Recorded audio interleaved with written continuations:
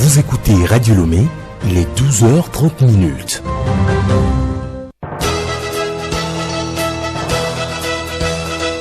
Le journal Hélène Assabi. Mesdames et messieurs, bonjour. Nous sommes encore très heureux de vous retrouver pour le journal. Au sommaire, la BOAD apporte son soutien aux enfants handicapés visuels au centre polyvalent Saint-Augustin à Lomé. Ce geste marque les 50 ans de vie de l'institution bancaire ouest-africaine. Journée mondiale du diabète ce 14 novembre, les comportements alimentaires à adopter pour éviter cette maladie à suivre dans ce journal. Et puis sport, les éperviers du Togo sont en regroupement depuis dimanche à Tunis. Ils jouent jeudi prochain contre le Soudan. Ce match compte pour la première journée des éliminatoires de la Coupe du Monde 2026.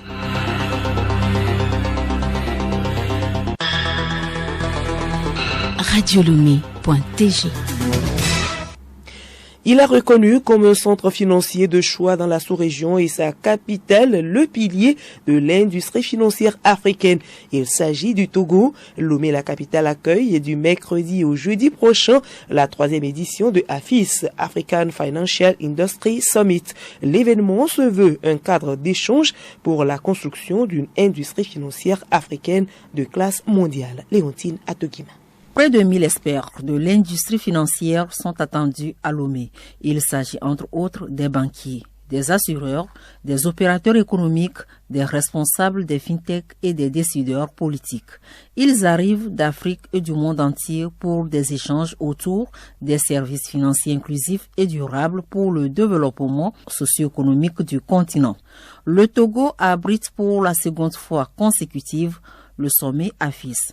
Ceci est le fruit de l'environnement paisible du climat des affaires et de la présence des sièges des grandes institutions bancaires à Lomé, cas de la BOAD, la BIDC et du groupe Ecobank. C'est sans oublier son hospitalité légendaire qui relève d'une longue tradition, comme le souligne le chef de l'État, Faure Gnassingbé. Le Togo a une longue tradition d'accueil et d'encouragement des institutions financières et notre capitale est reconnue comme un acteur important en matière d'industrie financière dans la sous-région et sur le continent. Les participants aux différents rendez-vous économiques repartent toujours avec de beaux souvenirs, suivant quelques témoignages. Un magnifique pays, accueillant, chaleureux et souriant. Comme d'habitude, un pays très accueillant. Le Togo est exceptionnel. C'est un honneur pour le peuple togolais et grâce surtout à la stratégie de développement du chef de l'État en matière de la finance inclusive. Cette tradition sera encore confirmée au soir du jeudi prochain. Et dans le cas du mandat social du chef de l'État, le sieur Trenou Kofi Jean, victime des inondations du Bamono, a reçu hier lundi des lots de médicaments de la part du président de la République, Faure Gnassingbé, pour son opération chirurgicale. Ce soutien lui est apporté au CHU Sylvanus Olympio par le ministre de l'Action sociale, Lolognon Adjovi Nakoma, et son collègue de l'accès universel aux soins, et Ouonoulé Tessi Jean-Marie. Ils lui ont transmis le message de compassion du chef de l'État, ministre Lolognon. Cette année, le pays a connu beaucoup de pluie et beaucoup d'inondations. Il y a eu des sinistrés et en fin de semaine, le chef de l'État a instruit qu'une assistance appropriée soit apportée aux sinistrés des préfectures des lacs et du Bamono. Et une assistance en vivres et non vivres a été apportée à ces sinistrés. Malheureusement, parmi les sinistrés, il y avait 4 blessés qui étaient transportés à l'hôpital. À l'heure où nous vous parlons, 3 sont libérés, mais malheureusement, il y a un blessé qui est hospitalisé et le chef de l'État nous a instruit de venir à ses cheveux pour lui apporter son message de prompte guérison. Et naturellement, nous ne sommes pas venus les mains vides. Il y a eu des ordonnances qui ont été adressées aux malades et nous lui avons apporté un soutien en produits pharmaceutiques. Nous allons voir dans la mesure du possible comment accompagner ce malade pour qu'il puisse subir les opérations appropriées et se relever rapidement. Et nous saisissons toujours cette occasion pour dire à toute la population d'être vigilante, très vigilante, parce que nous traversons une situation due au changement climatique qui affecte le monde entier, le Togo n'est pas épargné. Les pluies et les sécheresses, notre pays va en connaître encore. Et aussi leur dire d'adapter leur méthode de construction aux réalités climatiques que nous vivons. Notre survie en dépend. Le malade et ses parents sont émus du geste de compassion du président de la République. Ils lui ont témoigné leur gratitude. Le sinistré Trenou Kofi, Jean, 54 ans, dans ses douleurs, a tenu à s'exprimer.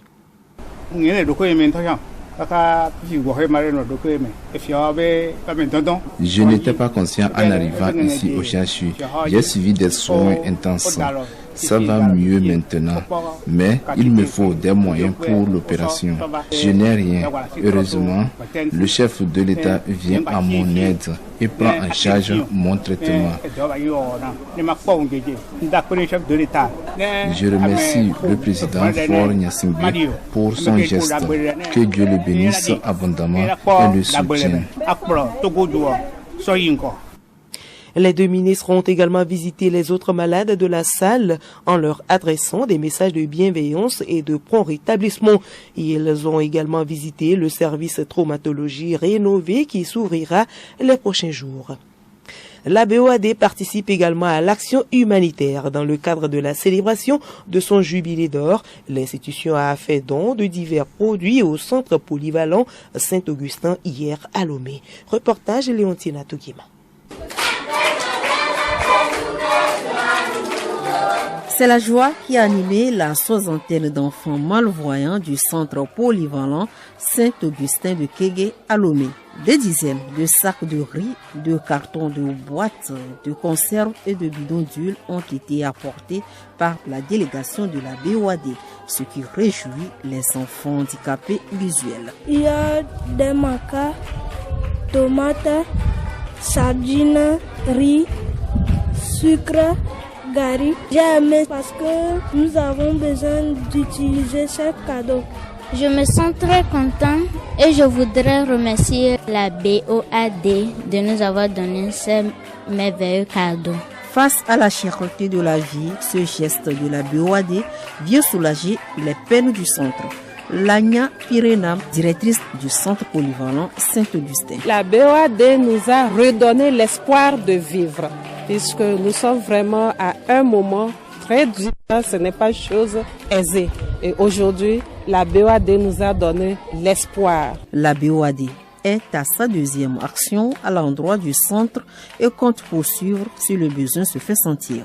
Sylvie Prince-Aye, responsable communication interne de la BOAD. Serge Koué, le président de la Banque ouest-africaine de développement, est très sensible à la cause des couches vulnérables. Chaque fois que nous sommes sollicités selon nos moyens, nous répondrons présents. La Banque ouest-africaine de développement programme d'autres actions pour ses prochains dons, notamment la réhabilitation de la clôture du centre. Action sociale toujours et nous sommes dans la mise en œuvre du programme de réparation de la CVJR. Le Haut Commissariat à la réconciliation et au renforcement de l'unité nationale Ashron forme les professionnels des médias depuis ce matin à Lomé sur les réparations communautaires et collectives. Ils apprennent les éléments de langage dont ils feront usage dans leurs reportages et dans leurs commentaires, pouvant favoriser l'adhésion des populations à l'ensemble du processus. Échange hier entre une délégation de la Banque mondiale et les agriculteurs de la zone d'aménagement agricole planifiée ZAP d'Agneron dans la commune d'AV1. À l'issue des discussions, les responsables de la banque ont recueilli les propositions des producteurs en vue de les surmonter. Compte rendu, Florent Abi. L'espace aménagé par le gouvernement aux agriculteurs d'Agneron dans la V1 a permis de booster l'agriculture de cette zone. Financé par la Banque mondiale, les rendements des exploitants agricoles sont passés de 600 kg à 3 tonnes. Pour la circonstance, les producteurs ont exprimé d'autres préoccupations pour accroître davantage leur rendement. Diakwa Komi Théophile, secrétaire du groupement de la zone d'aménagement agricole planifiée d'Agneron. Nous avons souhaité à ce que la Banque mondiale nous aide plus à avoir accès au crédit, à appuyer la mécanisation, à élargir notre ZAP qui est vraiment insuffisant pour la population. Il y a d'autres populations qui en ont besoin, de la mener à plus de 100 hectares. La directrice des opérations de la Banque mondiale au Togo a réitéré le vœu cher au chef de l'État fort et Sossimna Nyasingbe, qui fait du domaine agricole un secteur pourvoyeur d'emplois. Elle a promis assister également les agriculteurs de cette zone. Marie-Chantal Wani-Ridira, directrice des opérations de la Banque mondiale au Togo. Ce gouvernement, surtout à travers le chef de l'État, a vraiment engagé des consultations assez profondes avec les agriculteurs. L'idée qu'on a, c'est vraiment d'appuyer ce programme gouvernemental et de le mettre à échelle. Voilà pourquoi c'était important pour nous d'écouter les agriculteurs. Ces gens que j'ai rencontrés ici savent exactement ce qu'il faut faire et donc on va être en partenariat avec eux et essayer vraiment de mettre ces zones agricoles à échelle, d'appuyer l'agence de transformation, mais d'appuyer également les infrastructures structurantes qui soient, mais dans une approche séquentielle. La directrice a encouragé la gente féminine de cette coopérative à œuvrer davantage pour le succès agricole. Sur les 88 agriculteurs que compose cette zone d'aménagement agricole planifiée, les femmes sont au nombre de 63. Merci à vous Florent Abi. Nous sommes à présent au Temple du Savoir. Les lettres sciences sociales et humaines participent à préserver la sécurité et la paix en Afrique de l'Ouest. Un colloque est ouvert en ce sens depuis ce matin à l'Université de Lomé. Les experts, pendant 3 jours, vont réfléchir sur les défis sécuritaires dans l'espace CEDEAO et proposer des solutions innovantes pour mettre fin à ce phénomène. La 4e édition de ce colloque international Littérature et paix est placée sous le thème « Modélisation de la sécurité et stratégie pour une paix durable dans l'espace CEDEAO », une initiative du laboratoire de recherche en langue, littérature, culture et civilisation anglophone. Et nous vous l'annoncions tantôt en titre, ce 14 novembre est observée la journée mondiale du diabète. C'est l'occasion de sensibiliser à l'impact du diabète sur la santé et aussi de souligner les possibilités de renforcer la prévention, le diagnostic et le traitement du diabète. Quels sont les comportements alimentaires nécessaires à adopter pour éviter la maladie? Alice Berthe Barandao nous en parle. Le nombre de personnes vivant avec le diabète est passé de 108 millions à 420 millions au cours des 30 dernières années dans le monde. 262 millions de personnes sont atteintes de diabète, se trouvent dans la région des Amériques et d'Afrique. Ce nombre a été multiplié par 3 dans la région depuis 1980 et pourrait encore être plus élevé puisque 40% des personnes vivant avec le diabète ignorent leur état et ne sont pas encore diagnostiquées. La charge de morbidité associée au diabète est énorme et ne cesse de croître. En 20 ans seulement, la mortalité due au diabète a augmenté de 70% dans le monde.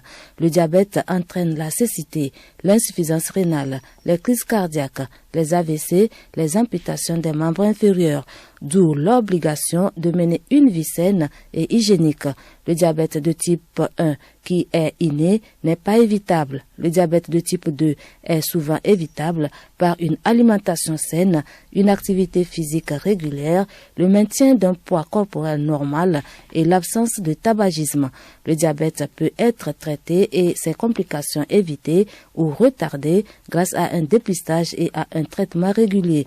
Les personnes atteintes de diabète doivent se soumettre à un dépistage régulier des complications afin de faciliter la détection précoce. Merci à vous Alice Berthe Barandao. Au second tour de l'élection présidentielle au Libéria, les bureaux de vote sont ouverts depuis ce matin. En août, une forte affluence. Et sans transition, nous passons au sport. Préparatif des éperviers aux éliminatoires de la Coupe du Monde. L'effectif sera au complet ce mardi à Tunis, base de regroupement des protégés de Paulo Duarte. Ce dernier se prononce sur la compétition et les ambitions du Togo. Mileka Boko. Paulo Duarte est tout d'abord heureux du renouvellement de confiance à son endroit par la Fédération togolaise de football et le ministère des Sports. Content pour être à Lomé, au Togo, avec cette équipe me donne toujours le plaisir d'être son coach principal. Je vais être la solution pour Togo. Je ne veux pas m'intéresser passionner 2-3 ans si après les choses ne marchent pas. Togo mérite le meilleur avenir et je suis là pour travailler l'avenir et améliorer tout ce qu'on a déjà de bon. Première séance d'entraînement des éperviers, c'était hier à Tunis avec 20 éperviers sous la houlette du sélectionneur Paulo Duarte. Décressage au menu avec un atelier pour les défenseurs. Le reste du contingent est attendu ce mardi. Le Togo joue jeudi prochain le Soudan à Benghazi en Libye. Paulo Duarte. Chercher et prendre la 4e victoire consécutive, et chercher un objectif c'est énorme, c'est la Coupe du Monde, qui cette année, cette fois, la FIFA nous donne à porter à l'Afrique d'avoir 9 équipes, peut-être la 10e, avec dans une poule avec tout le monde, mais 9 équipes, ça veut dire que 12e classifié, les 3 meilleurs 2e vont se qualifier, donc il faut gagner le maximum de matchs. On a 10 matchs, mais il faut penser tout le match pour gagner, que ce soit contre un adversaire difficile, que ce soit contre un adversaire facile. Parce que parfois, dans le football, le facile, c'est le difficile, et le difficile, c'est le facile, donc il n'y a pas d'adversaire facile. Mais c'est un challenge que chaque équipe nationale, et dans ce cas le Togo que je représente, il y a pour arriver encore à une Coupe du Monde. Et c'est une possibilité qu'on doit prendre avec la maxime de sérieuxité, de la volonté. Et après, à la fin, on va prier pour que nous sommes dans les 2 premières qui sont qualifiées. Le 2e match sera contre le Sénégal mardi 21 novembre prochain.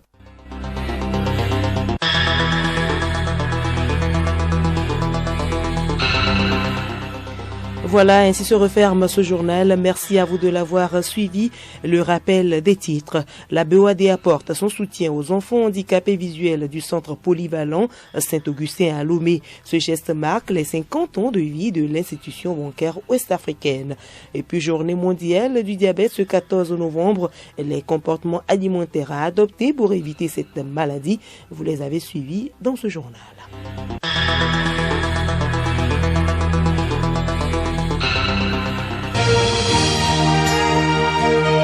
Radio Lomé, boîte postale 434, email radiolomé@radiolomé.tg. radiolomé.tg